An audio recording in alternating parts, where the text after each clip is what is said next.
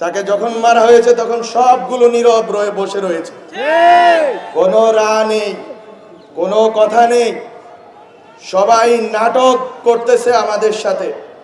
আমাদের গায়ে হাত দেওয়া যাবে না। আমরা কিন্তু একটা লাশ পড়লে আমরা কিন্তু লাশ নেব। বাংলাদেশে জুলাই বিপ্লবের পরবর্তী সময়ে আমাদের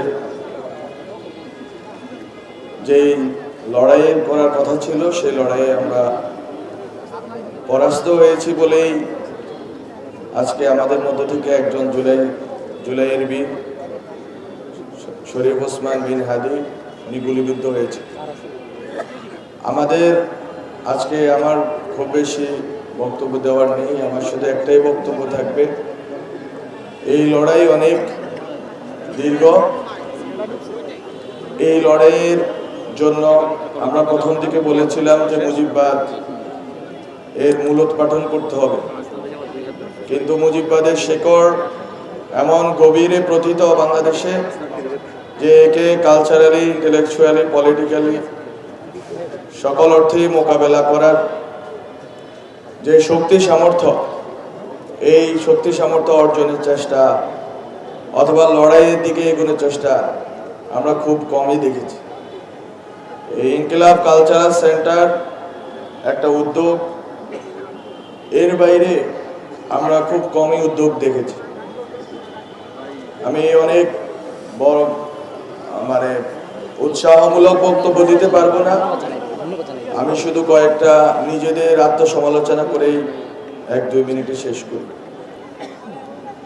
আজকে সাংস্কৃতিক লড়াই, আজকে মুজিববাদ বিরোধী লড়াই, সেই ক্ষেত্রে আমরা অনেক পিছিয়ে আছি। ভরসা পেতে নিজেকে হতে হয় পাতের মতো দৃঢ়, ঠিক যেমনটা জেরুসালেম। আমরা পিছিয়ে আছি কেন? এটার কারণ হচ্ছে আমাদের সাংস্কৃতিক লড়াইয়ের যে ডিমার্কেশন লাইন, সেই লাইনে আমরা কোনো কাজ করতে পারিনি। আজকে বাঙালি জাতীয়তাবাদের ভিতর দিয়ে 4 মূলনীতির ভিত্তিতে, 72-এর সংবিধানের ভিত্তিতে যেই মুজিববাদ প্রতিষ্ঠা হয়েছে, যে মুজিববাদের মধ্য দিয়ে হাজার হাজার মানুষের লাশ ফেলা হয়েছে এই স্বাধীন বাংলাদেশে, এবং ভারতীয় আধিপত্যবাদকে বজায় রাখার জন্য এখানের কালচারাল অ্যাক্টিভিস্টদের থেকে শুরু করে, এখানের বুদ্ধিজীবীদের থেকে শুরু করে, শিক্ষকদের থেকে শুরু করে আইন অঙ্গনের লোকদেরকে সবাইকে কবজা করে ফেলা হয়েছে। কাউকে এটা হচ্ছে এই এক ধরনের কলোনাইজেশন, যে তাদের মাথা বিক্রি করে দিয়েছে তারা একটা অংশ, আরেকটা অংশ হচ্ছে সচেতনভাবে বাংলাদেশের বিরুদ্ধে, বাংলাদেশের মধ্যে থেকে বাংলাদেশের বিরুদ্ধে অপতৎপরতা চালিয়ে যাচ্ছে। এখন এই লড়াই, এই ইনভিজিবল বিনদেশি অ্যাসেটদের বিরুদ্ধে লড়াই, এর বিরুদ্ধে একজন ওসমান হাদি দাঁড়িয়েছিল।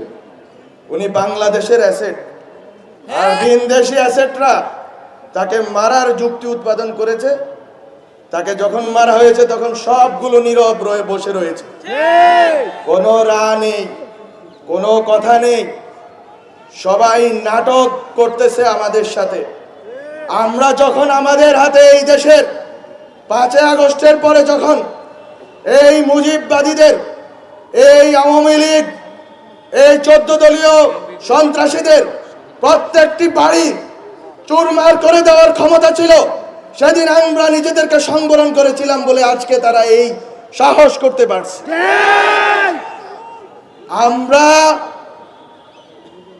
ক্ষমা করে যদি ভুল করে থাকি, তাহলে আমরা প্রতিজ্ঞা নিব যে আমরা আর ক্ষমা করব না। আমরা যদি দয়া দেখিয়ে, আমরা যদি মনে করে থেকেছিলাম যে আমরা এই দেশকে, এই দেশের ভিতরের রাজনৈতিক লড়াইকে, রাজনৈতিক দ্বন্দ্বকে এই দেশের ভিতরে মোকাবেলা করব, যারা এই দেশের বাইরে এই দেশের লড়াইকে নিয়ে গেছে তাদেরকে হুঁশিয়ারি করে দিতে চাই, যে যদি এই দেশের লড়াই এই দেশের বাইরে যায়, তাহলে এই দেশের মুক্তির লড়াইও এই দেশের বাইরে যাবে।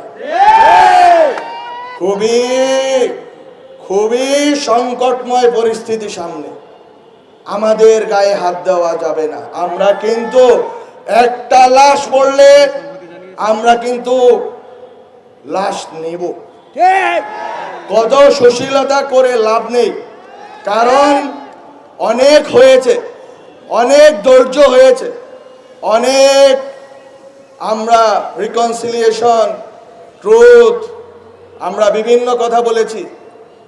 আমরা বলেছি যে আইসিটি ট্রাইব্যুনালে স্বচ্ছ প্রক্রিয়াতে আপনারা বিচার করুন, বিচার চলমান আছে, তো বিচারের বদলে আজকে বিচার চলমান আছে একদিকে, আর একদিকে এই আইনের পাকপোকর গলিয়ে এই দেশ থেকে বেরিয়ে ভারতে আশ্রয় নেবেন, ভারত থেকে আপনারা বাংলাদেশে সন্ত্রাস করার উস্কানি দিবেন এবং সন্ত্রাস চালাবেন, আমার ভাইয়ের উপর গুলি চালাবেন। আমরা এটা বরদাস্ত করব না, আমরা এটা বরদাস্ত করব না। কিভাবে করব না? এখানে বাংলাদেশে ভারতের এবং বিন্যাসীদের যারা স্বার্থ রক্ষা করবে তাদের অনিরাপদ থাকতে দেওয়া যাবে না। আমরা যদি নিরাপদ না থাকি, এই দেশে আমাদের শত্রুরা নিরাপদ থাকতে পারবে না। এটা হচ্ছে বেসিক কন্ডিশন।